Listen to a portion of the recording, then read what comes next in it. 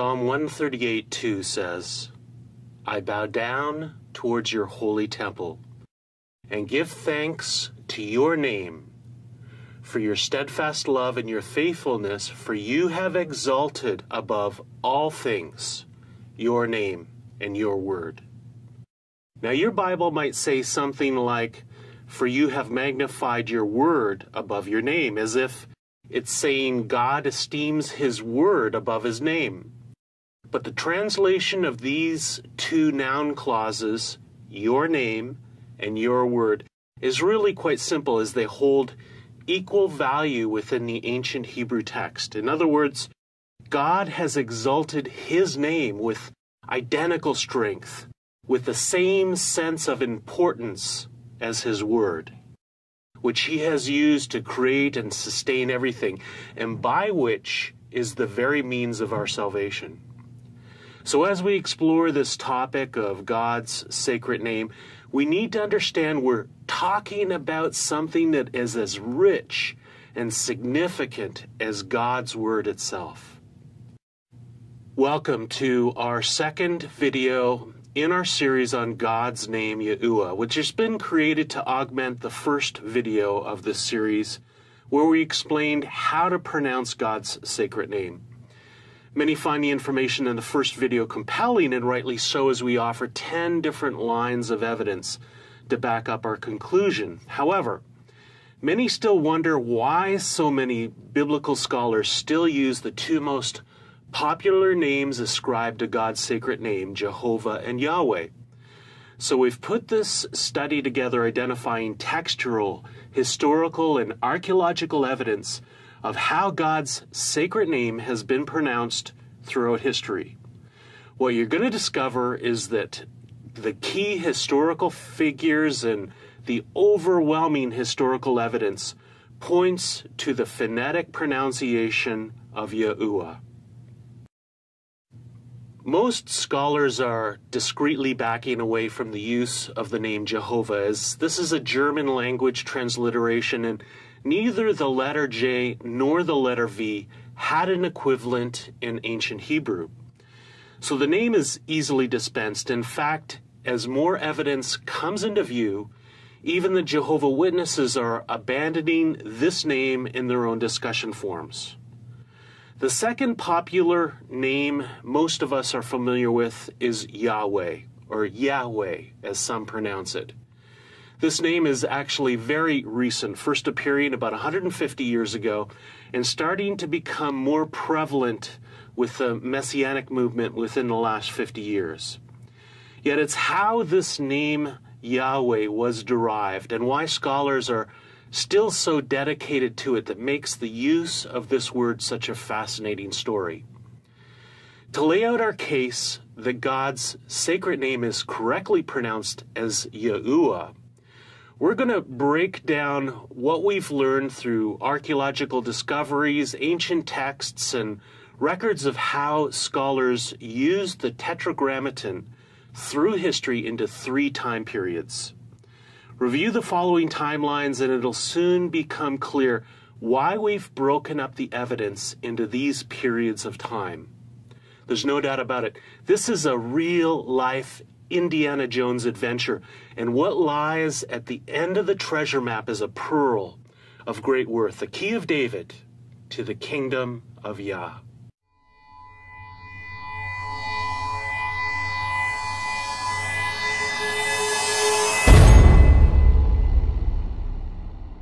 Our first timeline extends through 2,000 years, but it spans through ancient Israel and the early church history, providing us with the most ancient historical evidence to build our case.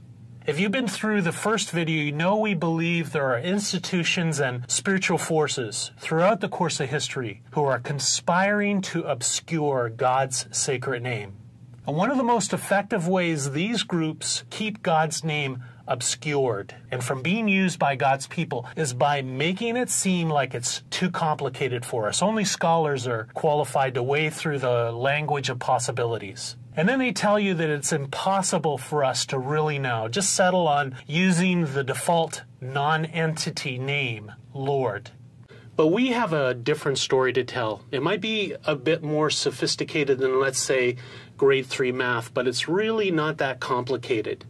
Start by selecting the information links just below and begin exploring this fascinating study. We'll make a few comments to tie this information together once you've worked through each of these artifacts.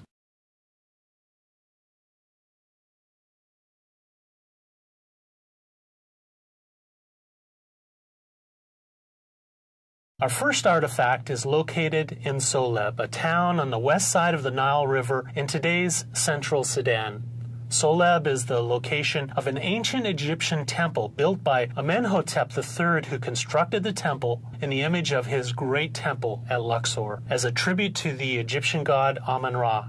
The site at Soleb is huge, containing a vast necropolis with small tomb chapels decorated with pyramids. And the temple appears to have had some notoriety within ancient Egyptian culture, as it played a central role in some of the Egyptian myths, such as how the eye of Horus was lost in his battle with the god Seth. In one section of Soleb, there's a series of reliefs that speak of captive prisoners, one of which is called the people of Sheshu, who are thought by some to be the Hebrews. Within these reliefs is a 3,400-year-old hieroglyph that appears to contain the oldest archaeological reference to God's sacred name. The sculpture was transcribed by Gerard Jartu of the Association Biblique de Recherche d'Ancient Manuscripts in France as Land of the Bedouins, those of Yehuah. However, the pronunciation of the vowels within these ancient hieroglyphs can be difficult to interpret, and according to the Egyptian semi-consonant standard alphabet, the name could confidently be translated as Yehuah, which is extraordinarily close to our representation of Yehuah.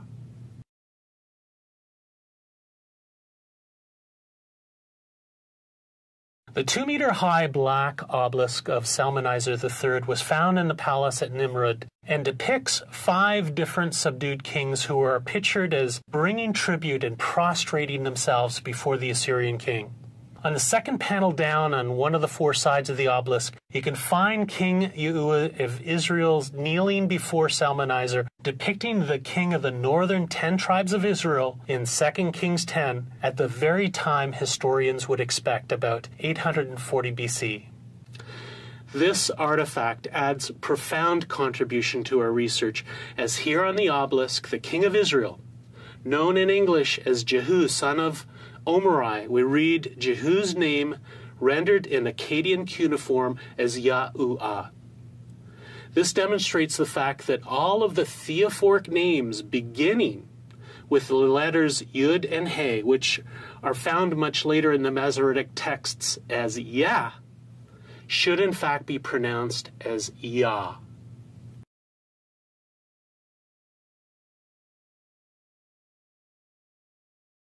The Mauritius documents represent approximately 900 tablets that were discovered in 1893 by John Henry Hayes in southern ancient Babylonia.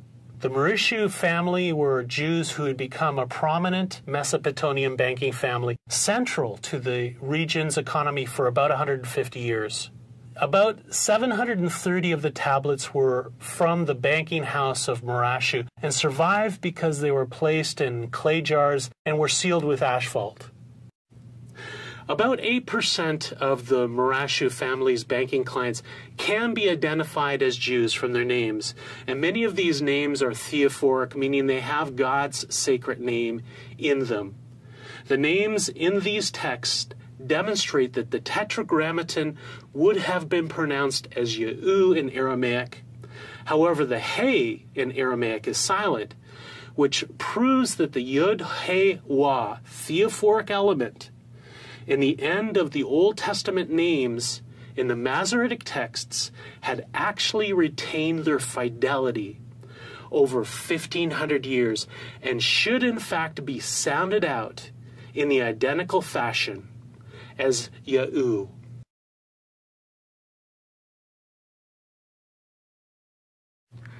In 607 BC, the Babylonians razed the city of Jerusalem to the ground, and many Jews who were not captured fled to Egypt.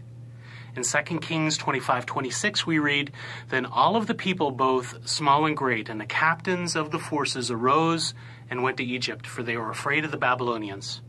Jeremiah and Ezekiel suggest that many of these Jews fled to Tahpanhes, located in the Titanic branch of the Nile River. But some of these Jews would travel south along the Nile River and establish a colony on Elephantine Island, Egypt's southern outpost at the border of Nubia, where these Jews actually built a replica of Solomon's temple. The dry soil here is ideal for preserving documents, and hundreds of papaya have been found here written in Heretic, Demonic Egyptian, Aramaic, Greek, Latin, and Coptic. Among these, a number of letters from this Elephantine Jewish community recorded in Aramaic have survived, including a letter with instructions regarding the observance of Passover, but most of their letters centered around requests to rebuild their temple. The chief priest of a temple dedicated to the Egyptian god Khnum on this same island had troops come and destroy the Jews' temple. So Yedaniah, a Jewish leader of the colony, petitioned the Persian governor of Judah for permission to rebuild. The Egyptian god Khnum was always fashioned in the form of a ram, so these Egyptians may have been just a little bit miffed that the Jews claimed their god was the only true God, and they actually sacrificed sheep to him in their temple. Regardless of the reason for the dispute, the Jewish documents always recorded the name of God as Yahu in Aramaic. In one passage of the petition, they wrote, "Let a letter be sent from you to them concerning the temple of the god Yahu, to construct it in the fortress of Yeb. And you will have honor before Yahu, the God of the heavens."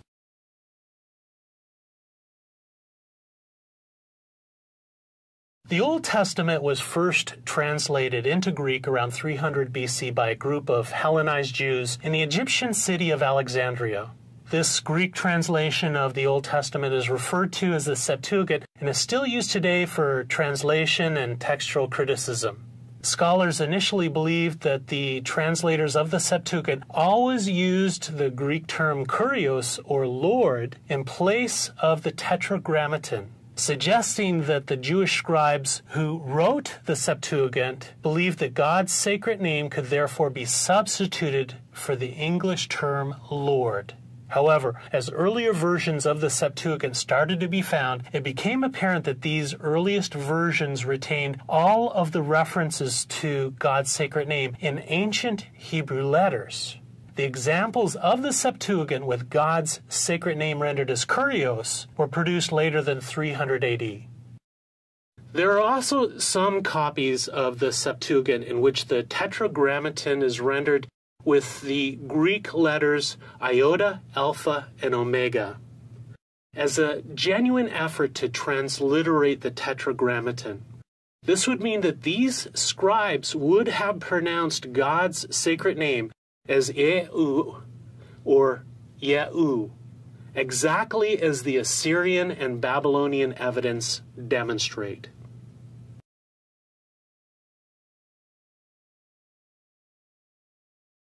Flavius Josephus was a first-century Jewish historian who initially fought against the Romans during the First Jewish-Roman War as the head of the Jewish forces in Galilee, until he eventually surrendered to Rome in 67 AD.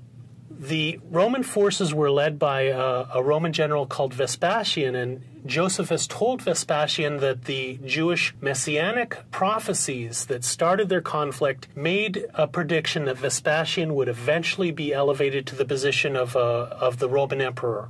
So Vespasian favored Josephus and kept him around as an interpreter. When Vespasian actually became the emperor of Rome in 67 AD, he granted Josephus his freedom. Josephus then began detailing the history of the Jews in the two books, The Jewish War and Antiquities of the Jews. These two books would one day become widely read through Europe, second only to the Bible in their popularity. They're an invaluable eyewitness to the monumentous turning points in Judaism, Christianity, and Western civilization. Now, in Chapter 5 of Volume 5 of his work, The War of the Jews, Josephus, speaking of the high priest, said this, "A meter also of linen encompassed his head, which was tied a blue ribbon, about which there was another golden crown, in which was engraved the sacred name of God. It consists of 4 vowels. So, all 4 letters in God's sacred name were expressed in their vowel forms. Discoveries at the Dead Sea community of Qumran reveal the phonetic sounds of the alternate vowels in ancient Hebrew. When these letters for God's sacred name are pronounced out together in their vowel forms, they would be pronounced as Yahuwah or Yahuwah.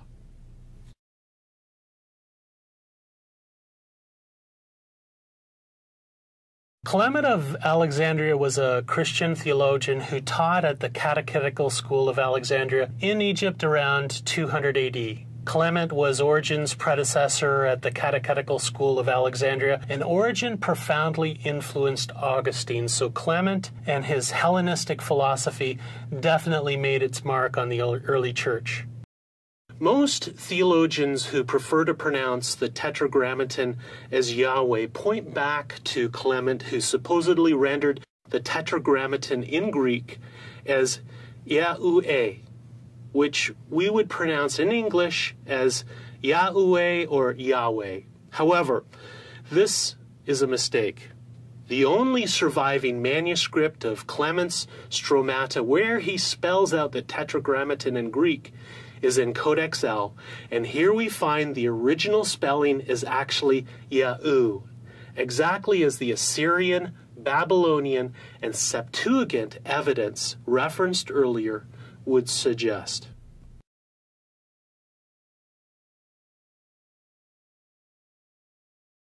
Severus, Patriarch of Antioch, is considered one of the founders of the Syriac Orthodox Church. Through his prolific writings and leadership, Severus was successful in uniting the non-Caledonians into one body with a definite formulated creed. Very little has survived of his work, but we do have a commentary he wrote on the Gospel of John, where Severus used the Greek letters IOA or Yahuwah to identify God's sacred name. No one really knows how he came up with this rendering of the Tetragrammaton, but it is without question the simplest way to spell God's sacred name Yahuwah by using Greek letters.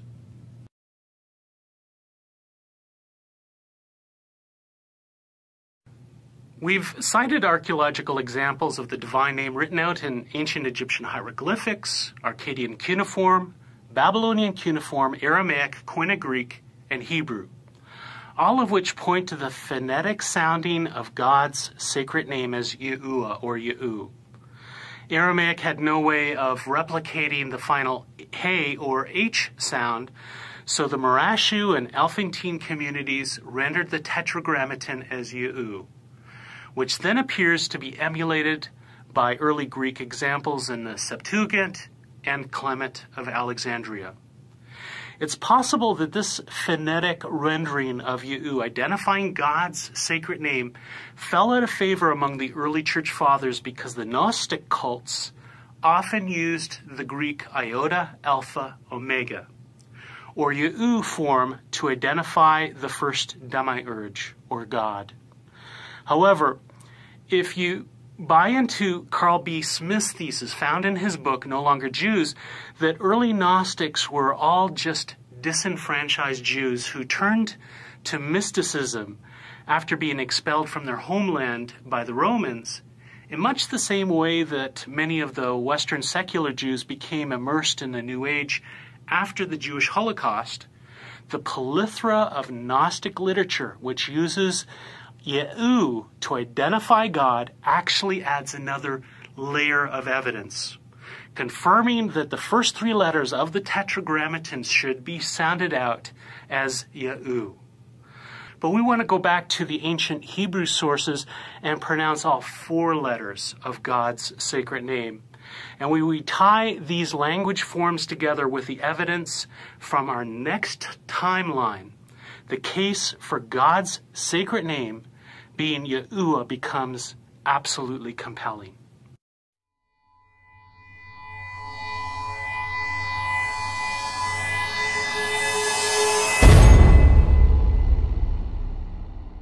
Our next timeline spans 1,000 years and takes us through the history of medieval Europe.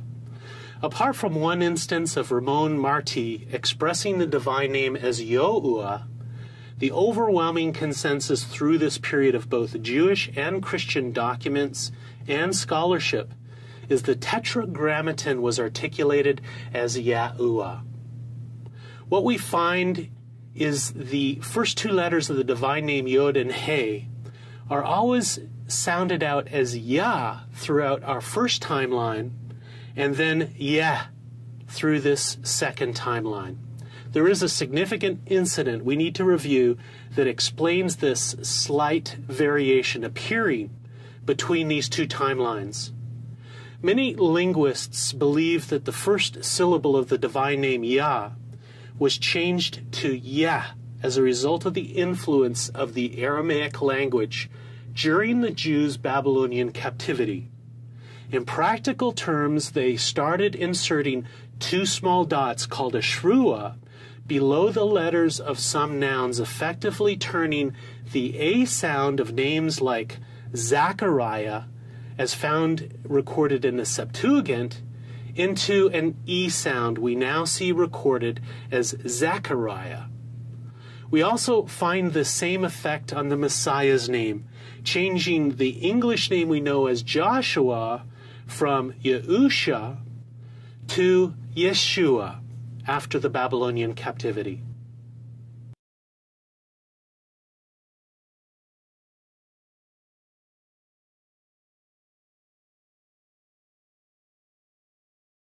There's a large period of time where there are very few examples of Hebrew texts.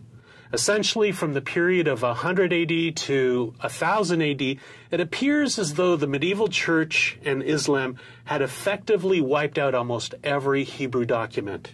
However, some examples have miraculously survived, and more examples are coming to light all the time, such as the Vatican Library's 9th century Midrash on the book of Leviticus, the Cairo Genza, which has texts that date back as far as the 7th century, and the Ashkar Gibson manuscript, which is thought to date back to the 6th century. Christian D. Ginsburg's work entitled The Old Testament compared various readings from more than 70 manuscripts of the oldest Masoretic text. Some of these manuscripts, which Ginsburg dated back to about AD 850, convinced Ginsburg to render the sacred name as Yahuwah. Juan W. Lee, a professor at Calvin College, confirmed Ginsburg's assessment of these early Masoretic texts, but believes the divine name should be read as Yahuwah. This conclusion is verified by the Codex Leningrad, which is the oldest complete Hebrew text in the world, and clearly has God's sacred name recorded as Yahuwah.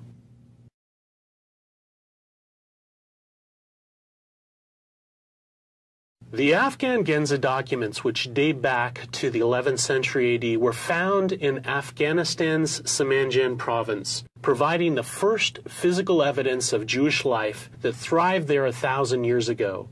The paper manuscripts preserved over the centuries by the dry, shady conditions of the caves they were found in is the greatest medieval archive found since the Cairo Genza was discovered in an Egyptian synagogue more than 100 years ago. The collection gives us an unprecedented look into the lives of Jews in ancient Persia in the 11th century, most likely belonging to Jewish merchants who traded with travelers along the Silk Road running across Central Asia.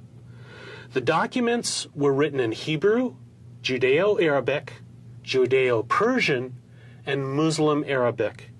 And it's through this variety of written forms that makes these documents so important as we continue to uncover evidence for the way that God's sacred name was used by Jews 1,000 years ago. The verdict isn't quite in yet, but I would wager that God's sacred name will be recorded as Yahuwah, as found in all of the other post-Babylonian Hebrew documents. This is really an exciting development we're going to have to keep our eye on.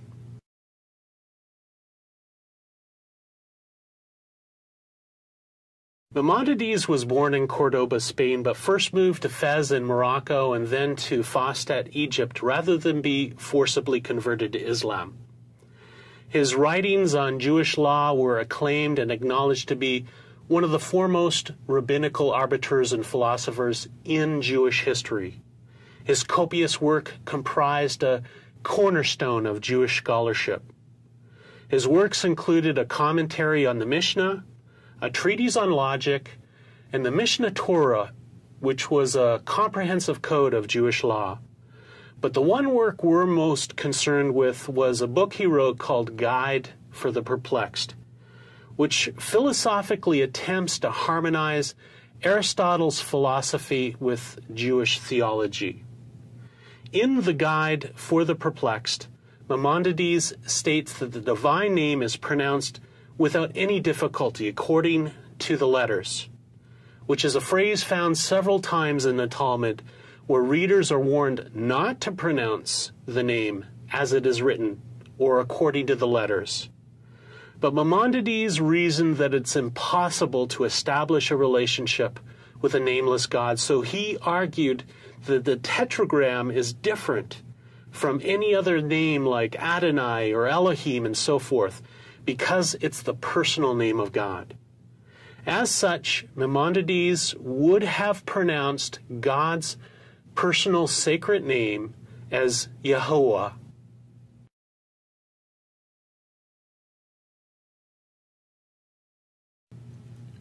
Joachim of Fior was the founder of a monastic order of San Giovanni, whose followers are called Joachimites.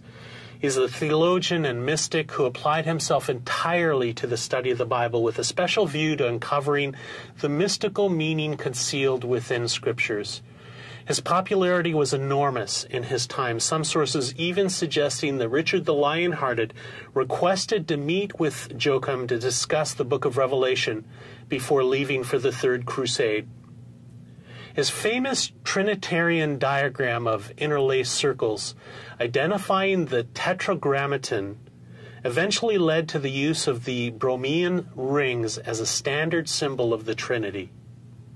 These IEUE letters in this famous illustration would be pronounced as Yahuwah.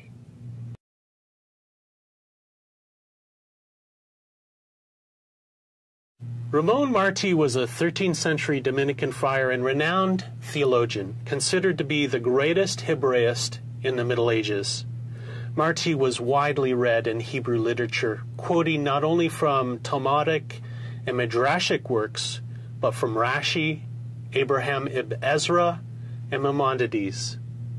In 1250, he was appointed to make a study of Oriental languages with the purpose of carrying on a mission to both the Jews and the Moors. He's best remembered for his polemic work Pugo Fidei, which became popular among Dominican monks and other ardent defenders of the faith. In this 1278 Latin work, Pugo Fidei, or Dagger of Faith, Ramon used the spelling Yahuwah for the tetragrammaton, which is where most scholars believe the name Jehovah finds its origin.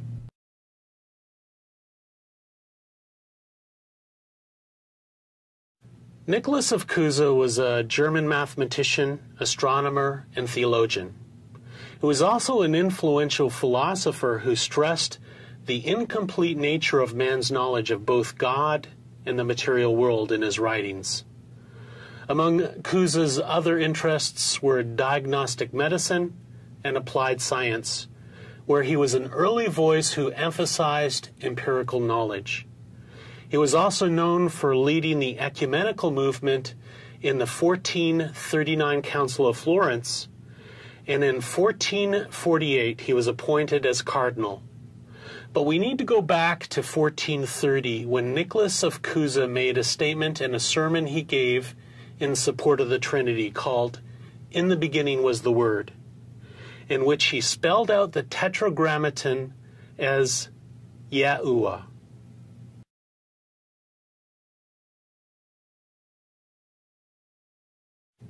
There are a few variations within this medieval time period, but the consensus suggests God's sacred name was pronounced as Yahuwah. We've already pointed out the reason for this discrepancy from our first timeline, suggesting that the Hebrew language had been influenced by the Aramaic language during the Babylonian captivity, and changed the theophoric names beginning with the letter Yod, making its Yah sound into a Yeh sound. Other than this one variant, we have found a significant fidelity in the pronunciation of God's sacred name for a time period of almost 2,500 years. However, there is a significant event that happened during the medieval period that would bring immeasurable confusion to the future pronunciation of God's sacred name. Rabbinic scribes started to change the vowel points in the Tetragrammaton throughout the Masoretic text, varying the pronunciation of the name and even replacing it hundreds of times with the term Adonai. No other single act has ever so corrupted the fidelity of Scripture, but these Masoretic scribes had their reasons. They really just didn't want us to know how to pronounce the divine name.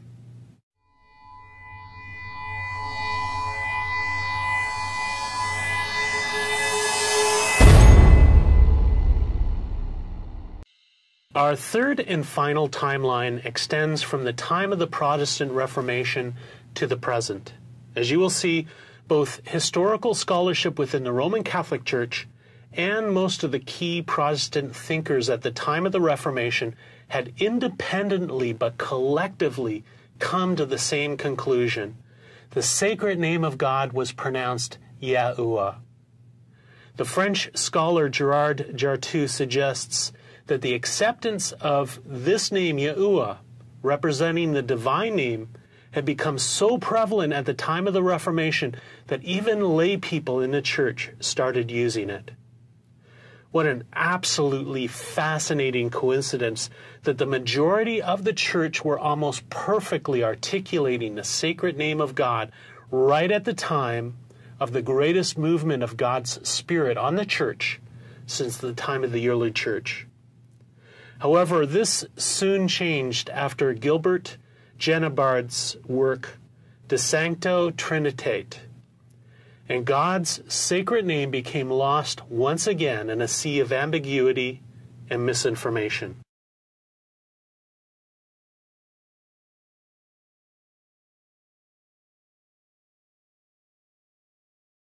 Pietro Galazzino was an Italian priest who had gained an extensive knowledge of biblical languages, including Greek, Hebrew, and Jewish Aramaic. At the request of both the Pope and the Emperor, Galazzino wrote his chief work, De Arcanis Catholicae Veritatis, concerning the secrets of universal truth, which was a polemic that critically reviewed the Jewish oral law from a Roman Catholic perspective. Galazzino used a number of Jewish writings in an effort to convince the Jews that their own writings yielded proof of the truth of the Christian faith. The work borrowed largely from Raymond Martini's work, augmented with quotes from the Zohar. Here within his great manifesto, Galazzino transliterated the Tetragrammaton as Yahuwah.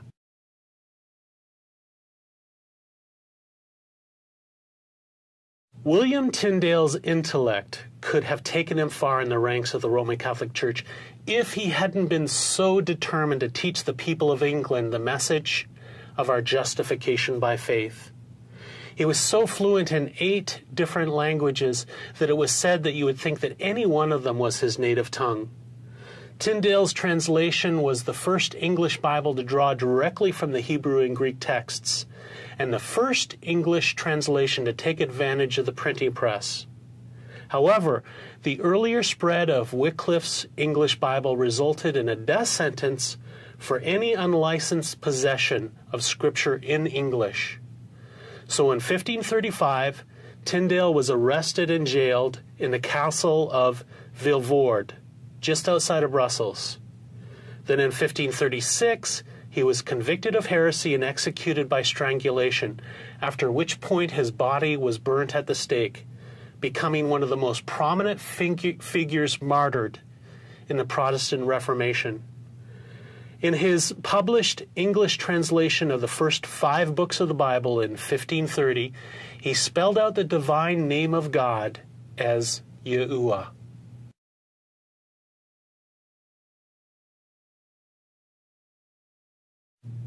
Martin Luther was an Augustinian monk who became a doctor of theology at the University of Wittenberg in 1512. Luther's disdain for the sale of indulgences led him to declare his opposition to corruptions he saw within the Roman Catholic Church in October of 1517 by nailing his 95 Theses of Contention to the door of the church in Wittenberg. Luther's refusal to recant from his various writings that opposed church authority resulted in his excommunication in 1520 by Pope Leo X at the Diet of Worms. But his work continued, and he translated the New Testament into German for the first time, publishing it in September of 1522. Luther became the single most influential figure in the Protestant movement, as his personal conviction in salvation through faith alone would ultimately overthrow the powerful grip of the Roman Catholic Church and reshape medieval Europe. In 1526, Luther wrote in a sermon on Jeremiah 23, 1-8, in which he stated, "This name, Yahuwah, Lord, belongs exclusively to the true God." He also refers to the same rendering when he wrote in 1543 that the Jews alleged that the name Yahuwah to be unpronounceable. They do not know what they're talking about. If it can be written with pen and ink, why should it not be spoken? Which is much better than being written with pen and ink.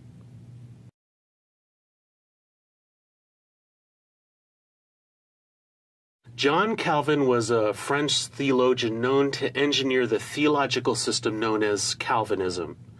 Many consider Calvin and Martin Luther to be the 2 most significant architects of the Protestant Reformation. John Calvin was a prolific writer of theology, but his most notable work was the Institutes of the Christian Religion, first published in 1536 in Latin when he was 26 years old. He broke from the Roman Catholic Church around 1530 and fled to Basel, Switzerland in 1536 after religious tensions provoked a violent uprising against Protestants in France. In 1535, Calvin prefaced the Olevatan's Bible, which used the name Yahuwah, and later in 1563, when he published his comments on the first 5 books of Moses, he systematically used the form Yahuwah.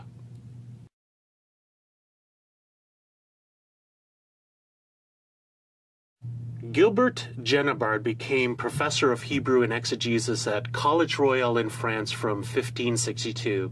He was one of the most learned professors at the university, and through his numerous exegetical works became famous throughout Europe. Among his students at the College Royal was St. Francis de Sales, who considered it an honor to have Genabard as his professor. Among Genabard's works is a commentary on Psalms, which is still considered to be one of the best ever. and still can be accessed online through the Jewish Virtual Library. It was, however, his work De Sancta Trinitate in which Genebard had his greatest impact on the way we pronounce the divine name. In this work, he was highly critical of those who had rendered the divine name as Yahuwah, referencing the writer Varro, who claimed that the Jews worshipped the Roman god Jupiter, pronounced as Yahweh in Latin. So Genebard considered the use of the name Yahuwah as a return to paganism. His real impact came when he pointed out that because God identified himself by the expression I am in Exodus 3:14, which is Ayah in Hebrew, that according to the linguistic laws of biblical Hebrew, the sacred name was actually the future tense form of the same word, rendering the divine name as Yahweh. It is this argument that has since mesmerized scholars for hundreds of years now, and has precipitated the English name we now know as Yahweh.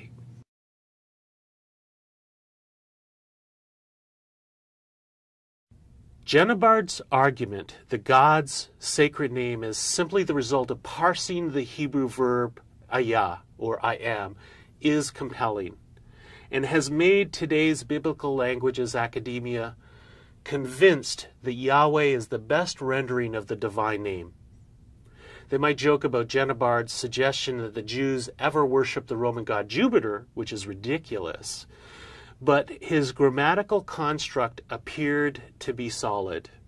It seemed solid, that is, until we started learning more about ancient Hebrew, the actual language the Old Testament was recorded in. Genebard's grammatical construct works within the language rules of biblical Hebrew, which comes from Aramaic, but it doesn't function in ancient Hebrew. There isn't a future tense in ancient Hebrew. In fact, there is no reference anywhere in existence in biblical Hebrew or ancient Hebrew for a verb spelled Yod-He, Wah-He. It's a conceptual fabrication constructed according to the rules of the Masoretic vowel system, developed just over 1,000 years ago. The credentials of Genebard and his nifty little grammatical construct led to today's biblical language academia on a theoretical goose chase. The Tetragrammaton has never been pronounced with a long A at the end, as we find in Yahweh, not in 3,000 or 3,500 years of evidence. Reviewing all three of our timelines together, we find a clear and compelling message of how we should be pronouncing God's sacred name. In a first timeline, we reviewed Egyptian, Assyrian, Babylonian, Greek, and of course Hebrew evidence that renders the divine name as Yahuwah or Yahu. At the very least, this first timeline nails down the pronunciation of the first three letters of the divine name. As we have reviewed the influence of the Aramaic language during the Jews' Babylonian captivity, changed all the theophoric names in Scripture from Yah to Yeh. So it affected our second timeline to where the consensus from our second time period would have us pronounce the divine name as Yahuwah. What we have as a takeaway from this second timeline is the abundant testimony that defines for us how we should pronounce the last letter He in the divine name, which is always spoken as a short A or an Ah sound, and not the long A sound we hear in Yahweh. It's in this third timeline that we find the Protestant reformers heralding God's name almost perfectly as Yahuwah, and revival swept across Europe. Genebard may have temporarily confused the matter, but the Spirit of God is quickening the minds of men around the world to this vital key of God's kingdom. God's people will once more cry out his true name, Yahuwah.